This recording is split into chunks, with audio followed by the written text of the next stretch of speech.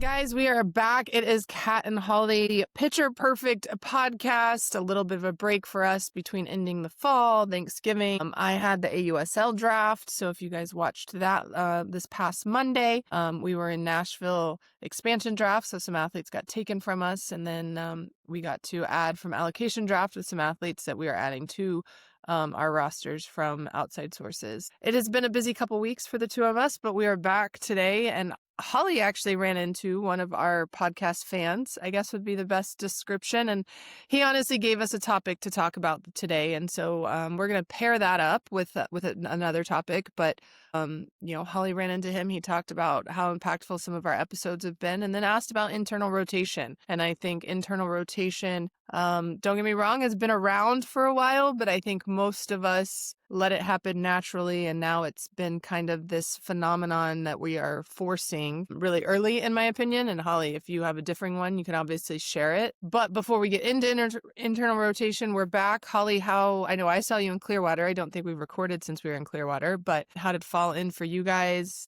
Pitching stuff that you've been doing here in the last couple weeks. Yeah, the fall ended awesome. Really excited about our team this year. A lot of good stuff going on at the range. We have a big blowout end of the year range thing with I don't want to say unlimited spots, but we're packing the house. It's called Rock the Range. So I'm gearing up for that. Really excited, but everything is going really well.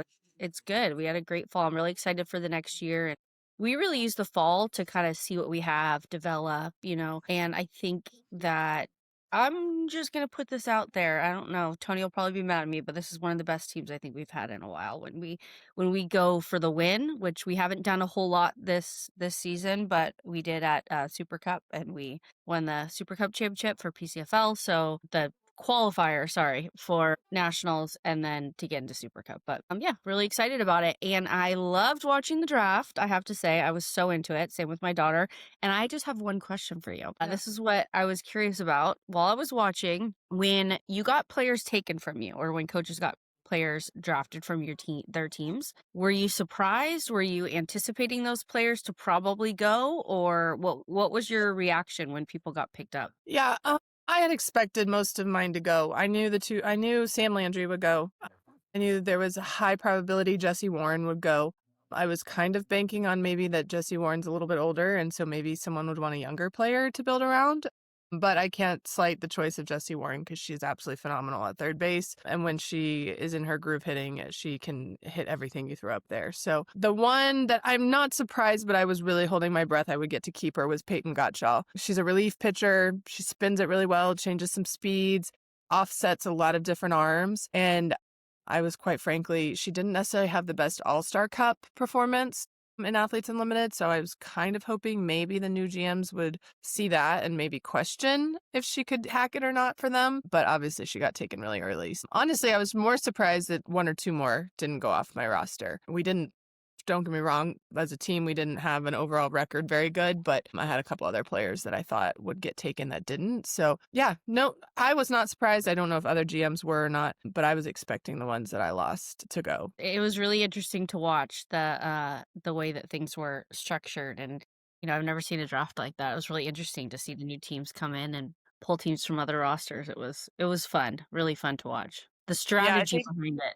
Yeah, it was I think the big kicker, we didn't expect Jamie to take two pitchers back to back. So I firmly expect Sam Landry to be in Oklahoma City, and she's not. So yeah, that'll be interesting to see if Kirk maybe tries to trade. We'll see how it works out because we can trade players. We have to wait a couple weeks, but then we have an open trade window. So it'll be interesting to see how people move around. But yeah, it was fun. And then, I lost two pitchers and ended up picking up three before the draft was done. And then we also added an outfielder in Riley Boone. So I think on paper, my pitching staff probably looks stronger than it did last year on paper. And offensively, really only lost Jesse Warren. So I still have a majority of my offense. So I'm happy.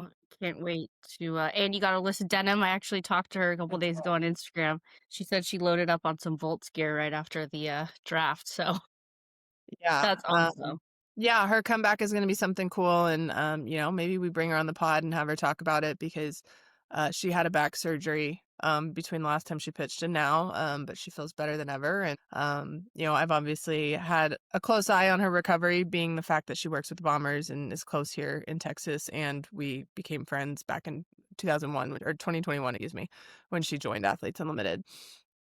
Kind of had some insight knowledge on what she looked like right now, which I could take the opportunity to draft her. But yeah, she'll be a good one for us to bring on and have her talk about their journey, because it's been good, and it's going to be exciting to see what she can do this summer. Exciting stuff. AUSL, you guys, if you're not already on board with AUSL, wow, it is fun to watch. Talk about like high level, just good softball games. It's a place to watch, especially like after the World Series, when normally we have this high for the World Series and then it's like, we got to wait till next year to watch good softball again.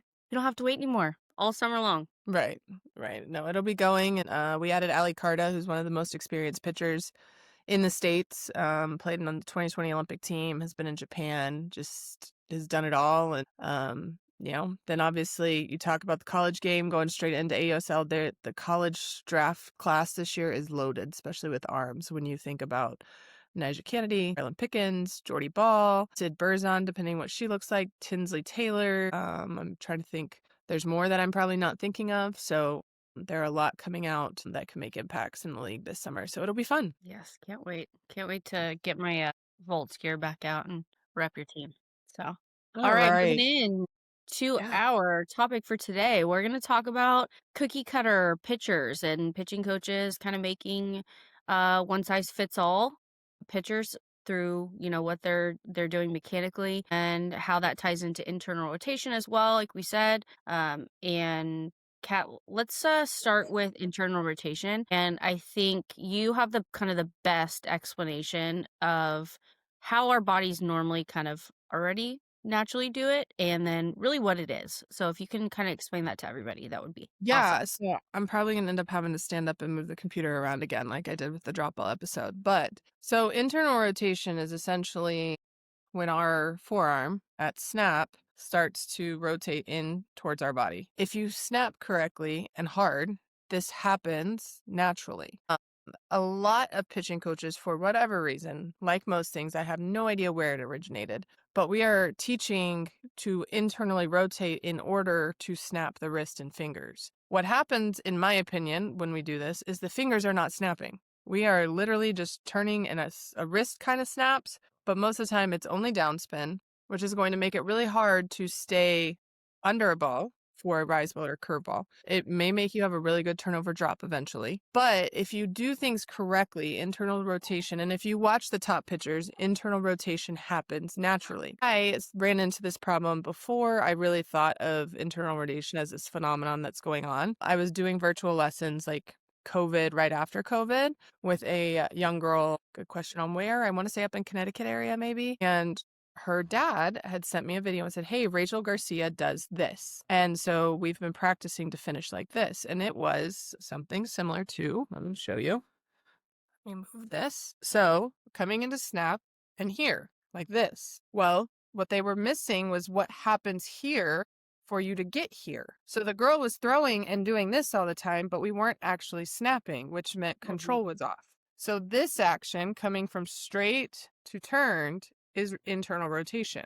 What we're teaching people is to turn our forearm, not snap our wrist and fingers, in which then we throw like this. And so everything is an over the top snap.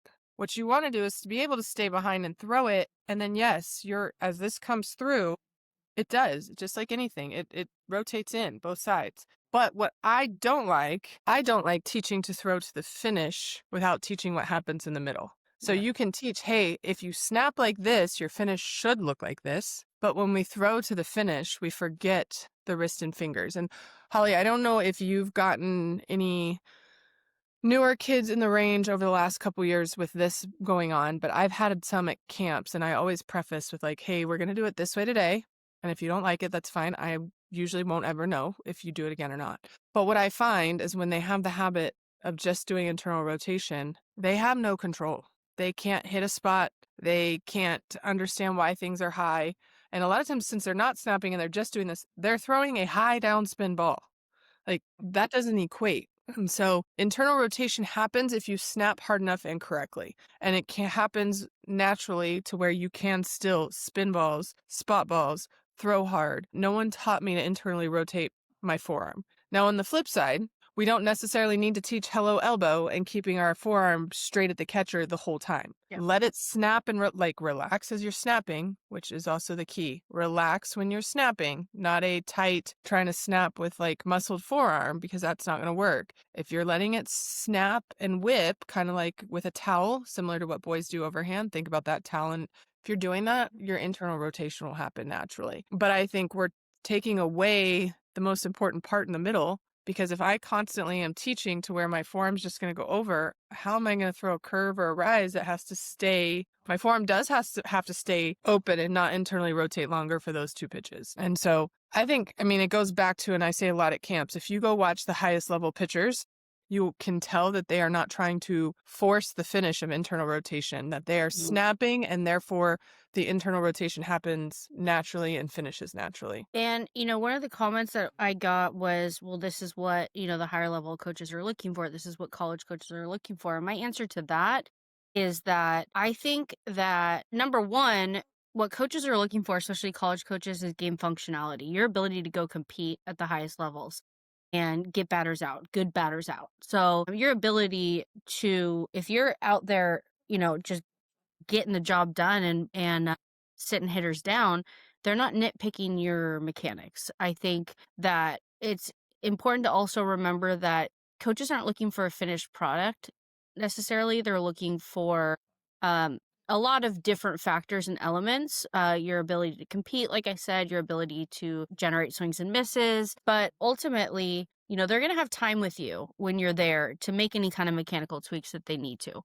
And I say that tweaks, it's not an overhaul of mechanics. If you've got a lot of issues going on mechanically, that's a different thing. But small tweaks, like those are things that college coaches are going to work with. But as far as what the mechanics look like on the field, I think that pitchers need to be able to kind of pass the eye test in terms of fluidity and for it just to look smooth.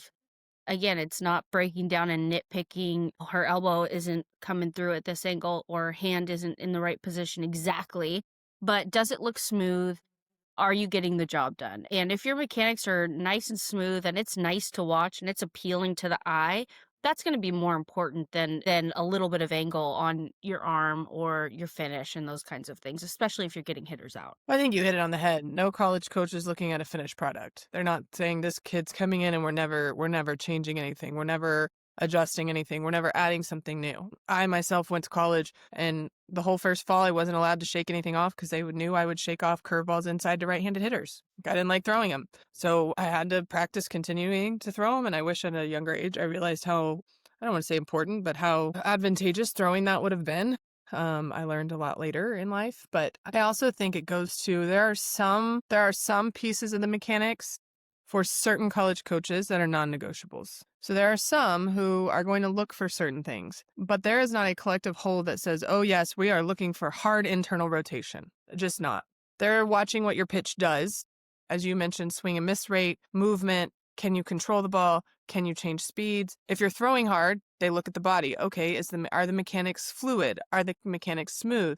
Or is it something that's herky-jerky, a lot of energy is being expended? Okay, me personally, as a pitching coach, knows if I get somebody who's herky-jerky, hard thrower, that's not my forte to work with.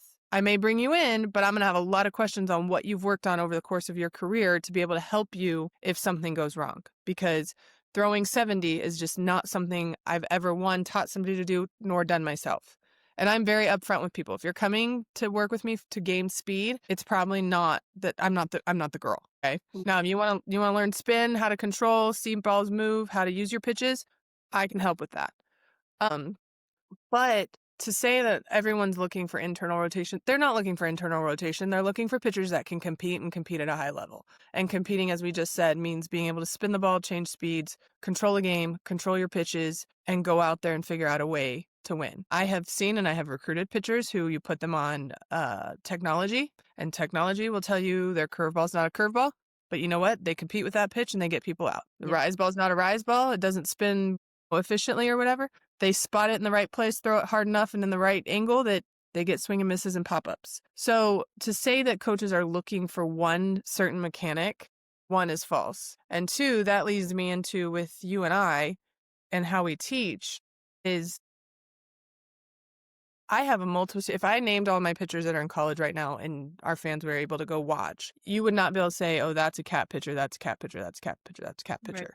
I have one that looks right-handed like me, like I did, because she does the whole wind up like I did. I didn't force her to do that. She decided to do that. So that one you might be able to say, oh yeah, she looks like she worked with cat. But they're all different, and because their bodies all move differently, you coach them differently. It doesn't mean that our foundation of like our legs and having loose arms and angles of our shoulders and stuff aren't the same. But I'm not forcing every kid to do the same thing over and over and over again. So when it comes, if I get a kid that already has good spin and maybe it's not the way I would grip it, maybe it's not the way I would position the body, but if the kid can control it and spin it, why, if it's not broken, don't fix it. Right.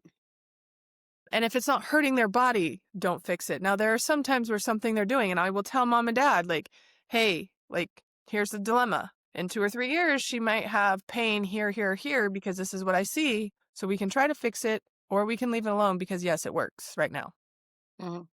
But I think as a coach, it's not our job to cookie cutter and make everyone do the exact same thing. You know, I have most of my pitchers all do K drill, but some of them do it striding out farther than others because some want to feel their power in their legs and some are like, no, I'm just trying to feel my wrist. And if I do too far, then I'm overthrowing. Okay, let's adjust each one how it works for you. And so I think it sounds like from the conversation you had with this fan that their daughter already is pitching and now a new pitching coach is like, oh, we're going to change this. Only change it if it's not working. And that's what I would tell people is if you change pitching coaches is if they start to change things, I'm not saying it's wrong. Ask why and what the change is going to enhance. Because I think that's the big thing. Is if they can't answer why and what this is going to make better, then that's a red flag to me. Yeah, I think, in this particular situation, the athlete is relatively young. So, if you're gonna create those movement patterns at a young age, I do think that's a good thing. But to tell a kid that there's only one way to do things, I think creates this narrative, which to me, like, especially at the range, we're trying to break in this sport that you're always telling kids what they're doing wrong or telling them that the way that you do things is wrong and this is the only way to do it. You're essentially telling the athlete that they're the problem. And really, I just don't think it's a good message for athletes that we are getting away from natural strengths and going more into blueprint. And I see this on Instagram a lot about training movement patterns. And I don't think that necessarily alone, it's not a bad thing. I've got my daughter in strength and agility classes where she's, working on movement patterns to run. But there's also an understanding there that when, you go out and compete, that you're not now thinking that I'm doing everything wrong. I have to do it a certain way in order for me to get hitters out. And now I'm completely overthinking what my body's doing. I'm not in compete mode. And I think in the long run, that can really affect a pitcher's confidence when they feel like they have to overhaul something completely and what they've been doing wrong, even if they've had success up to that level, that what they've been doing wrong beforehand is wrong. I don't think that's good for a pitcher's psyche and their confidence, their ability to compete, their ability to compete naturally, their ability to have feel and awareness and that fluidity. When you're overthinking what your body's doing, that fluidity, a lot of these patterns where pitching coaches are training certain patterns look to me to be very unnatural and forced sometimes, very stiff. I have a lot of stiff pitchers coming in that are very like, especially with internal rotation for the drill. Sorry, I have an 8U ball. But the ones that are training like this, it comes through in their pitches, and then they have a really hard time spinning the ball. So I think that you have to balance training movement patterns with maintaining consistency of fluidity and flow and natural movement, and it just can't be so you know, blueprint following a plan that you're forgetting that people have different bodies and they move differently and they have different strengths, and you got to kind of let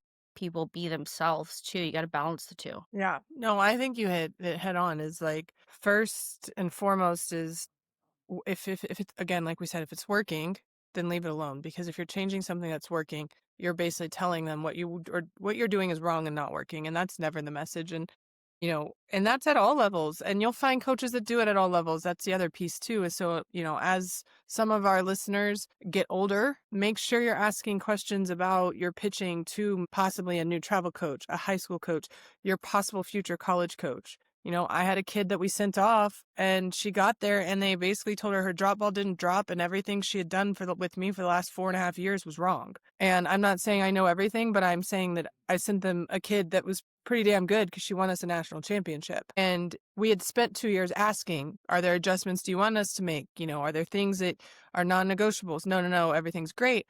But then you get there, and when you ask why, and there's no answer as to what this is going to enhance. Is it going to make you throw harder? Is it going to make you spin it better? Is it going to make you be able to locate better? That's when wheels should be turning for pitchers and parents both. But I think too, and you hit it just now, is when your athlete is instructed to do a drill and it doesn't look natural, or it just doesn't look like the body is being used efficiently. That's, again, ask why and what it's doing. Because the drill you just talked about, and it drives me insane, but if kids do it, is this. I am 6 feet tall with a wingspan that is going to go way out this window. But if you had told me to start like this, tell me where in this thing am I going to get fully extended to where I can whip and snap the ball as fast as possible. Yeah. Like, it's not there.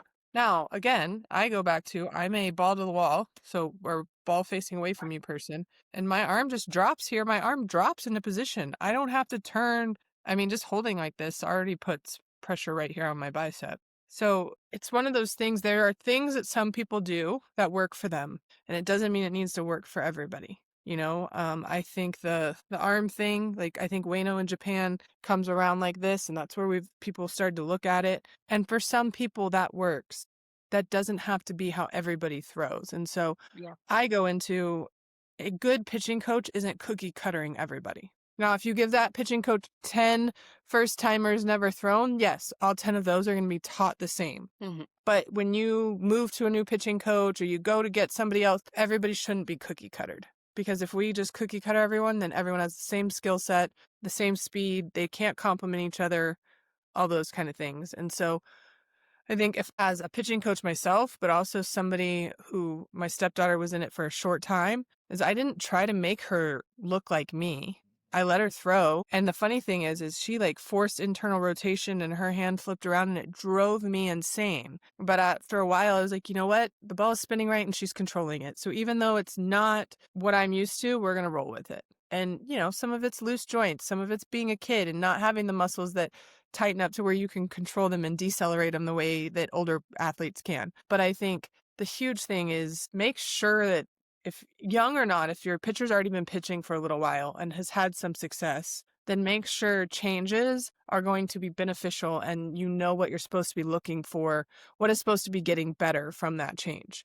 And I'm not saying it's going to be instantaneous, because you and I both know, Holly, we change something and you kind of get that dip for a little bit and then all of a sudden it picks up. But you have to know after that little dip, because it's awkward for a bit, what's changing. And if you don't see it, then it's like, okay, maybe we need to go back to what we were doing, or maybe we need to go find somebody else. Because internal rotation just kind of is like my pet peeve almost, just because we're trying to force it, and it will happen naturally if you force people, or if you teach people how to snap correctly. Mm-hmm. But we don't teach people how to snap correctly in the essence of, they don't snap hard enough for internal rotation to happen, because we're trying to go slow and feel the ball. No, just release the sucker and your forearm will internally rotate and take pressure off your arm. Yeah.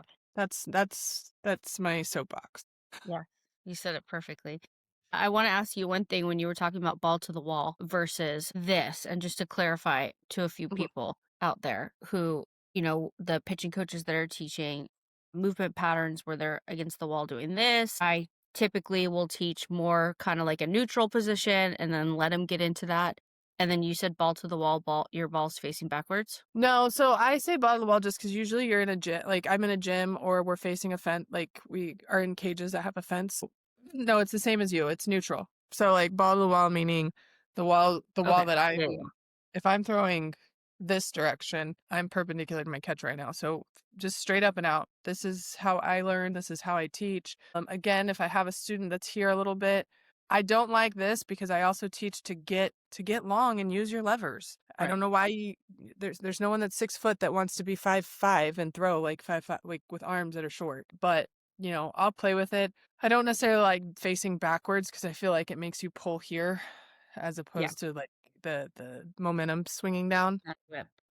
But I feel like if you face straight out, at least to start with, you can start to feel how far if you need to turn in, how far. If you don't, then how you can come down and get your hands in the right position. There's just so many different things that pitchers can do. And I always challenge pitchers too, like, try it this way. Okay, let's try it this way. Which is why I say when you come to a camp that I do, like, hey, if what we do in this hour and a half doesn't work, that's fine. But let's try it for this hour and a half and see if you feel anything different. And I would say, to our pitching coaches out there, this is not a you're doing things wrong. And, I think it's just something to think about because, like I said, social media only tells one story, when we're looking at drills and stuff. But like I said, the pitchers that come to you that have these experienced pitchers that come to me, that the things that I see and the lack of whip, I feel like that's the biggest thing is the lack of whip that they're generating because the movement patterns feel so forced. Just think about, are you creating matching pitchers or are you creating masterful pitchers? Because game functionality really is what it's at, and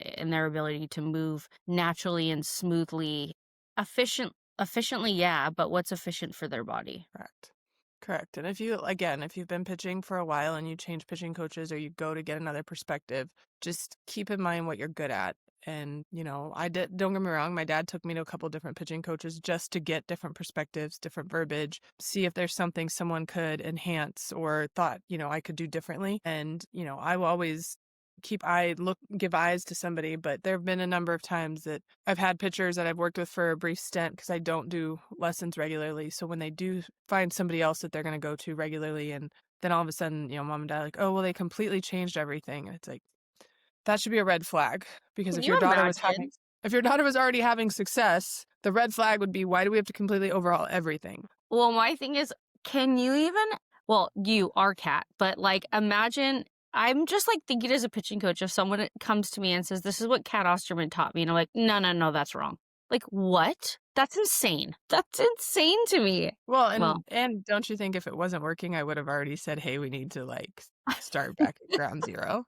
that Cat Osterman, she doesn't know what she's doing. She may have that, and Right. that's what I'm talking about. That's the difference between success on the field and then nitpicking like what your body's doing. This is exactly the point that like, and why Yes. if you're getting people out, no college coach out there or coach that's making the lineup is going to say, you know what? Yeah, you're probably our best shot at winning today, but I didn't really like what your body was doing and your mechanics, so I'm not going to put you in. Like that's not going to happen. So, Or and you're that's not going to pitch because I don't like how you don't finish an internal rotation, but yet you throw 67 and hit your spots. and that it's just there's blessed pitching coaches because we need them. We need people to teach a good foundation.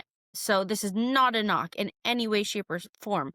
But you have to when somebody who is in a controlled environment, let's call it, in their lessons, they're not out there making lineups, they're not really in the recruiting landscape, they're not out there talking to coaches, and then they're telling you what's going to give you success in a game when they're not a part of the game They haven't watched it. landscape. I think you just got to take things with a grain of salt. You be respectful, you learn things, but you don't let it as a pitcher now to be your end all be all and make it completely upset your confidence and feel like my pitching coach who's never seen me pitch in a game is telling me I'm not going to have success in a game. It's just take what you can, like a buffet from different people. Get the information. There's great pitching coaches out there with great information.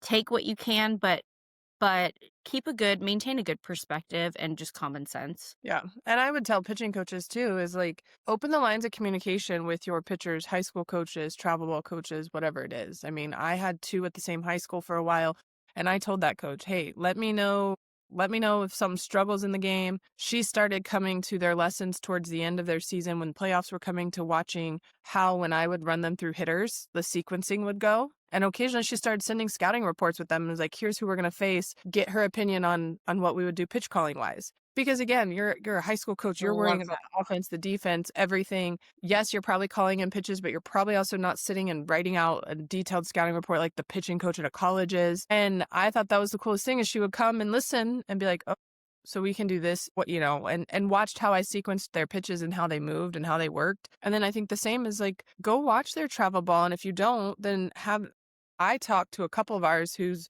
pitching coaches up in Dallas, and I tell her week to week, hey, this was working. Hey, when both these pitches are moving, but I need the drop to tunnel a little higher so it looks on the same plane as the curveball. Yeah. Okay, we'll work on that. Hey, the rise ball is not jumping. It's not important right now, but that's something you guys might want to hammer in the off season. Like just having those conversations because I'm there watching what's happening in game. And you know what? Maybe they're spinning the heck out of it and it looks great in a controlled setting. Okay, we need to figure out why it's not in a not controlled setting. Right. Because that's the other thing. There are things that happen in a controlled setting that don't translate, and your pitching coach never knows that doesn't translate unless somebody tells them. Yeah. So I would say pitching coaches open the lines of communication, but I also just challenge people to be open-minded to seeing how all of your kids' bodies work and knowing that, there are multiple ways to do this craft. And they can work. I mean, you watch Monica Abbott, myself, Rachel, Allie Carta all throw, and you don't watch all three of us throw or all four of us throw and say, oh my God, they all look alike. So keep that in mind because you can have 4 different pitchers that are all elite and are able to still do and have success in the field. 100%. Hopefully, this gave you guys some good perspective. Again, to our pitching coaches out there, this is not at all to, put you on blast or anything like that. I think hopefully it's just, well, maybe a few pitching coaches. I don't know. But that's coming from 2 pitching coaches also. Yeah. So, Well, and I think we're on your team. Just hopefully you can have a little bit different perspective about the way you approach things. yeah, that and I mean, again, everything just because it's on TikTok and it's the new fad and whatnot, like doesn't necessarily mean it's the best way for you to teach. It doesn't necessarily mean it's wrong. Like I said, there is internal rotation. It can happen naturally if you teach the correct way to snap, and therefore you don't have to force somebody to rotate instead of snapping. And so just think about it and think about ways that you can enhance internal rotation without maybe having to take the complete snap out of it. But challenge everyone to just put your thinking caps on. Parents, athletes, make sure you ask questions. Make sure you know why a change is necessary before you start going down that road. And, that's at every level. So continue to ask the questions and make sure you know the whys behind what you're doing. And as always, our partnership with Tie It Yourself Hair Ties.